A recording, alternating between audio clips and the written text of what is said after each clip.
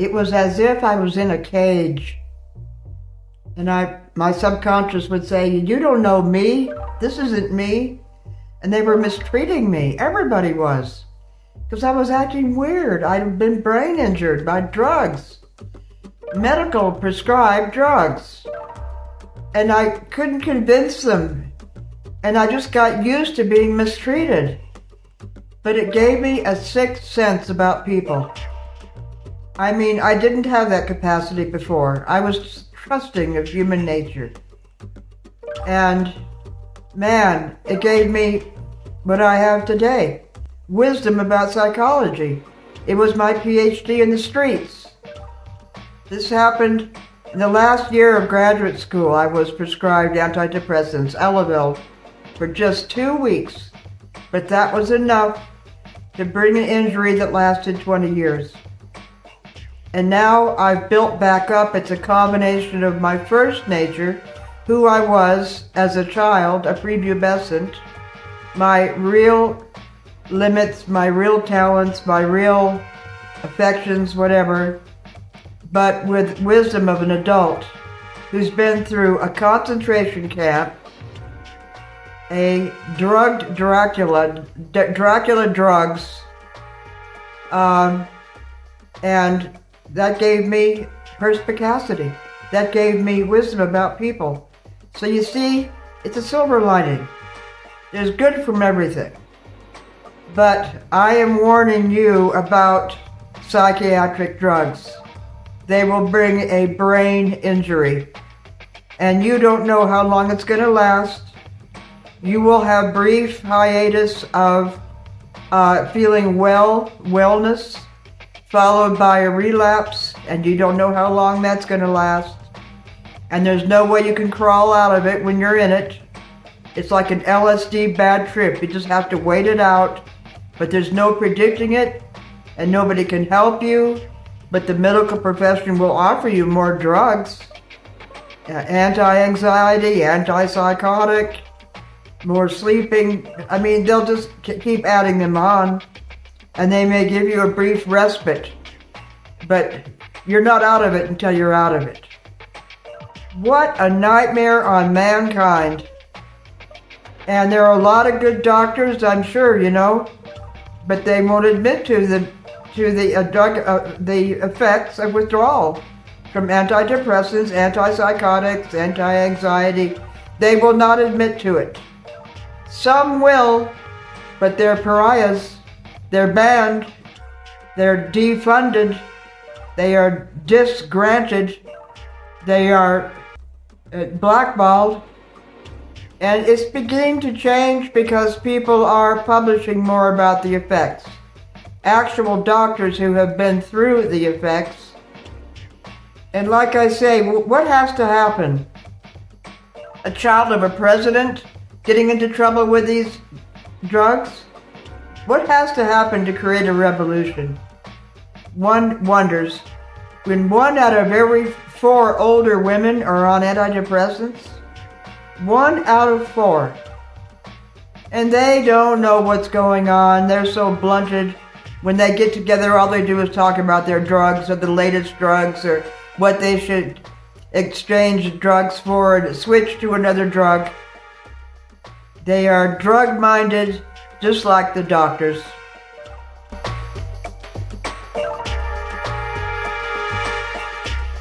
I lost my grant. I lost my teaching position. I was a lecturer at Long Beach State, UCI. I lost family. I lost a marriage because I had become a different person, a mentally ill person. Nobody saw it as a brain injury. That's what it was. So I ended up in a tiny, dusty cabin living in a ghost town. I lost my Jaguar. I lost, my penthouse when I was high flying, up in the higher echelons. Now I was living in a ghost town in a dusty, tiny cabin built in 1930 on 1,000 acres. Well, I learned how to self-talk. This will all change. This is only temporary. I'll build back up. I knew I was weak. I knew I had lost it. I had lost creativity. I couldn't even talk anymore from being a lecturer. I couldn't even talk. But I learned how to encourage myself and how to find myself and how to find God and talk to angels. And I took in homeless dogs, and they became my only friends. Communicating with nature.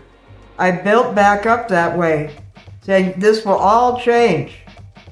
And slowly but surely, I built a new personality based on who I really was, not the ego from being Dr. Kellock, but from who I really was. The true self. Humble and into what God wanted me to do each moment. Just becoming creative again and drawing and painting, and then I started writing, and then it became poetry, but slowly but surely built back up. And then one day, after 26 years of this, it was like being in a prison, but it wasn't at all, because I loved it. I learned to love it. The sound of the wind in the afternoons, the sound of rain on a tin roof. I learned to love it, even though it was a shack, because I was all alone. And then one day, God took me from a cabin to a mansion when I was fully mature, when I had built back up. But the nightmare of looking back at the effect of psych drugs, antidepressants, which 1 in 4 women are on, is unbelievable. And I'm so grateful that I made it through it, because many of them have brain injury for the rest of their lives. And then they have to be on drugs for the rest of their lives. And that's Yahoo for Big Pharma. That's what they want. Lifelong druggies. It's all about money. What a shame and a crime.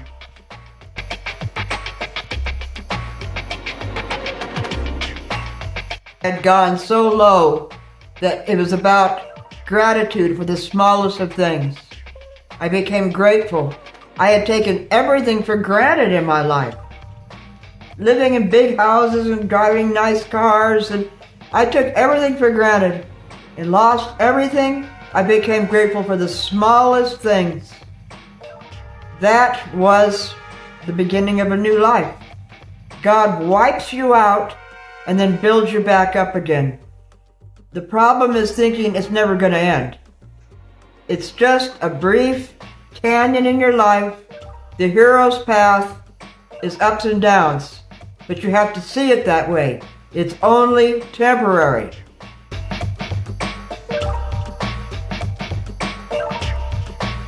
It's the law of physics.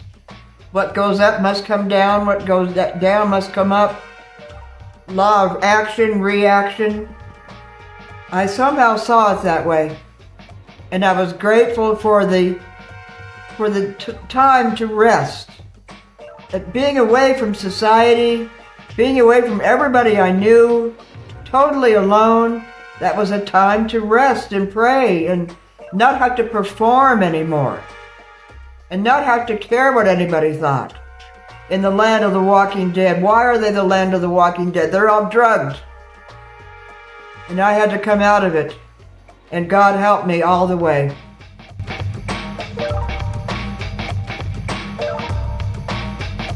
I was in the midst of an over-prescription epidemic. 20-minute appointments, never investigating as to why you are really unhappy. It's all started out at age 26, a relationship ended. That was all it was. A life event. Relationships end. Big deal. And so I went to a doctor, and my life ended with an over-prescription epidemic. I went through that so that I could help women who are hooked up the same way. Divorce is prevalent. Okay, a life event happens. You're divorced. So you go and get on antidepressants? You deliberately injure your brain rather than build back up and overcome that guy? No, don't do it that way.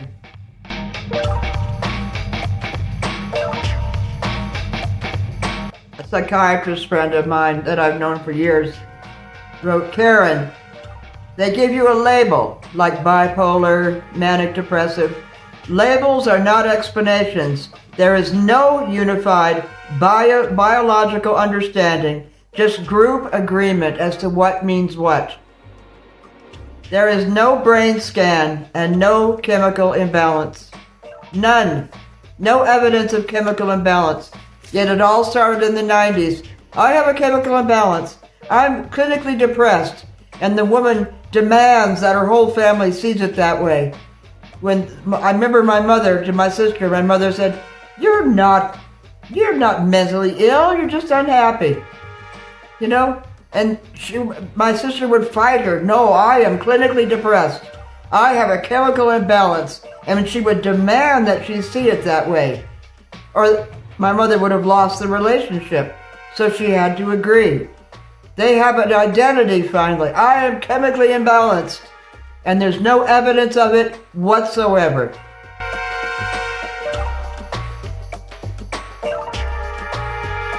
The label is not the explanation. It's just a bunch of people voting, that's all. There is no biological basis at all. What a tragic joke. I shouldn't even say joke. It's a crime.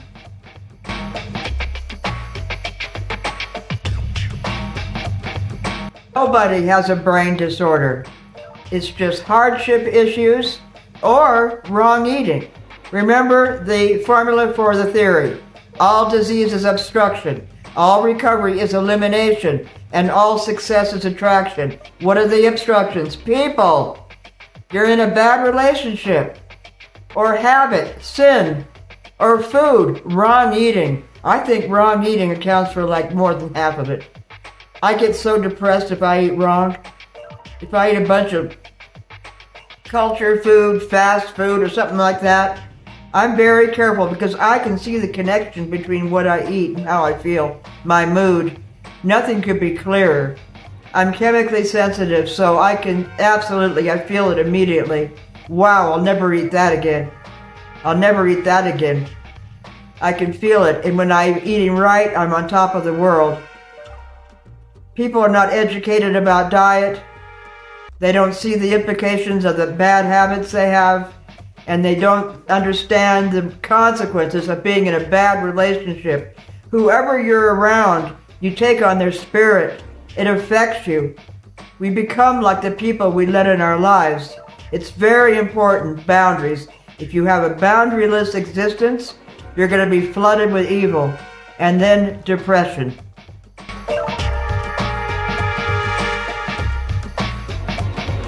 My friend put it this way, Karen, mental illness or depression is driven by financial or relationship distress, struggling to see your path in the world, poor health driven by diet or substance abuse, and then pulled into the psychiatric narrative of a brain illness.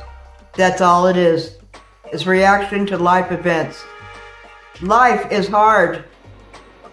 It's not a halcyon, peaceful existence. It's hard in this world. And you're going to have varying reactions to it. And some people are super sensitive, very sensitive. But if they have friendship and family support, they can get through it. But you don't drug them and destroy their brain for it.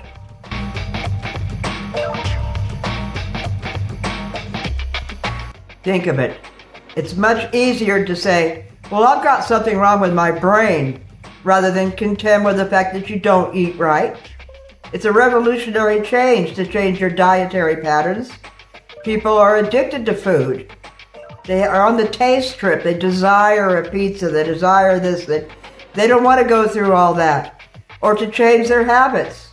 People love their sins. They love their bad habits. So it's much easier to say, well, I've got a brain disorder, and I'm just going to take a pill. It's a real tiny pill, a very tiny pill. It seems so innocent, and it wrecks your life entirely.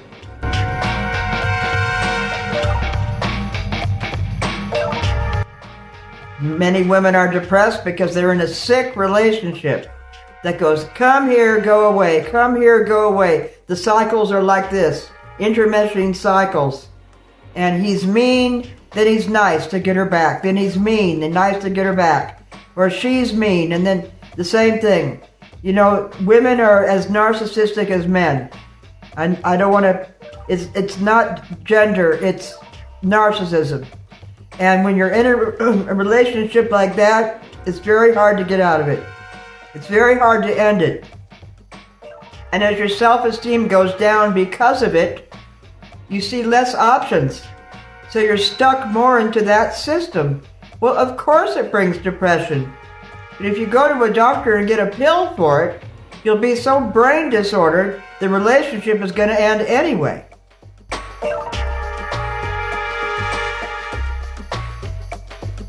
Nightmares, horrible insomnia, akathisia, and jerks. Akathisia is where you pace, walk, and jerks, sudden jerks.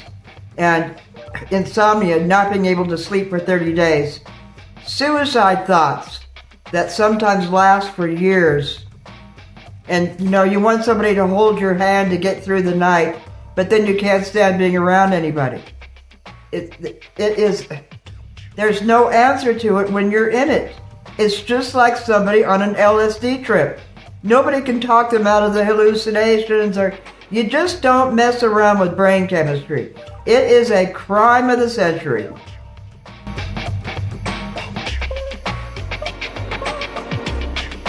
I would wake up to a chemical soup in the brain, and it would take hours to get myself together to be presentable to the world. Boy, and the nightmares. It was the deepest depression I ever had in my life. I compare it to somebody who woke up to a bombed out city where there is no love, there's no warmth, there's no forgiveness, there's no reality. It's like being in the deepest dungeon. You don't fool around with brain chemistry. You don't change it. These are legal street drugs, but street drugs don't do this to you. Illegal street drugs may kill you like fentanyl, but people take them because they make them happier in the interim. This isn't what this is. This is much worse. This is a scary nightmare that nobody could even describe except somebody who's been through it.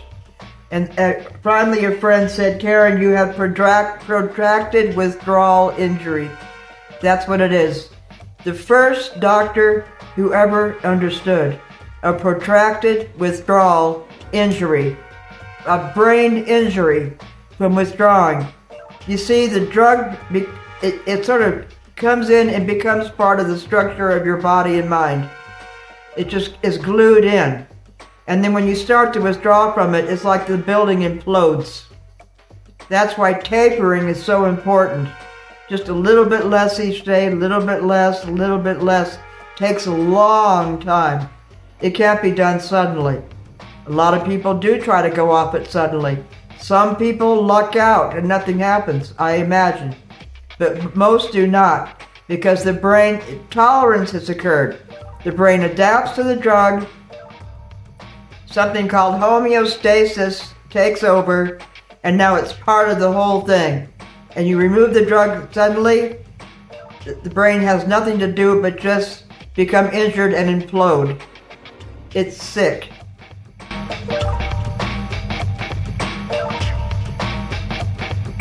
All a young doctor who is rebellious like me can do is loosen the ties to the hierarchical medical system, the utter respect for the upper echelon, because they are pro-drug. And with that comes loss of grant. I lost my grant, I lost a lot of money, lost a teaching position. In those days, I took the AA approach to drinking, to alcohol. You cannot have one drop if you're an alcoholic. You cannot have one atom of ethyl alcohol in your bloodstream. Well, the academia was filled with a bunch of drunks. The teachers, they were alcoholic, and they didn't want to stop drinking. They took the opposite approach of the learning how to drink socially again. That was all the trend, that was all the fad, that alcoholics could learn how to drink socially. And for a grant, the RAND report, they took alcoholics off of Skid Row, taught them how to drink socially, and they all died. Now that's medicine for you. To justify themselves so they wouldn't have to stop drinking, they took that model. There is no social drinking for an alcoholic. That's just another example of how academia is self-justifying. And the other self-justifying thing is they make money on drugs. So it's drug-centered. And the big pharma ties to the upper class in academia, the higher you go, the more tied you are to big pharma.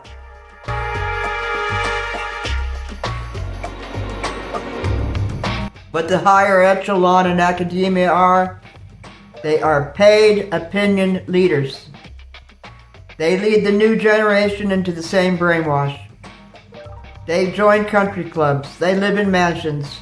They're taken on beautiful vacations. They're wined and dined. That's how it works. They're bought. They're bribed.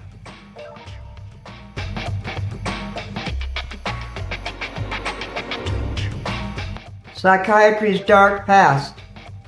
Electroshock. Freezing water. Lobotomies.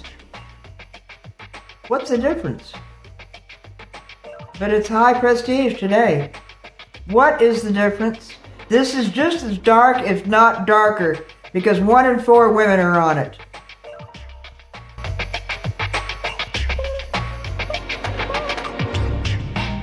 The young doctors and the biochemists are very defensive. My brother-in-law was a big biochemist for a huge drug company, and he got me good because I was rebellious. I was talking about how it was the treatment that hurt me. They didn't like me talking like that. He made a lot of money from the drug companies. Very defensive and violently virulent against people who are rebelling against this.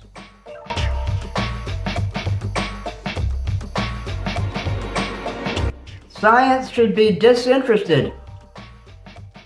Opinion should not come from outside views, whether personal or industrial.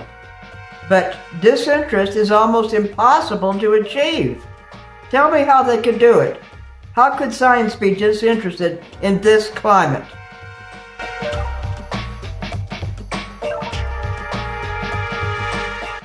This is my letter to the AMA. The interest of the company should not come before interest of the patient. Interest of big pharma skews information. Medical literature is mostly skewed by omission.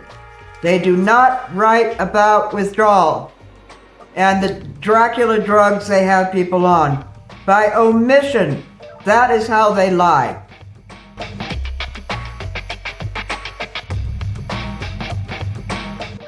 Do you know that it's the medical companies that fund the FDA? Yes, they're funded if they make certain milestones regarding to drug development. It's a conflict of interest, obviously. This is so obvious, but you see, this is what happens throughout history. Whenever you have a revolution, the paradigm must switch. The way they see their ontological viewpoint of the world is that there's a brain disorder, period, number 1. Number 2, drugs resolve it. Okay, that's it. That's the paradigm. For every 40 years, the paradigm changes, and before that, you have what is called a pre-paradigmatic confusion in the field. Total confusion and rebellion is beginning to come out. The young doctors, the old ones die out. They literally have to die out, the old guard, and then you have a new view. Let's hope that happens very soon.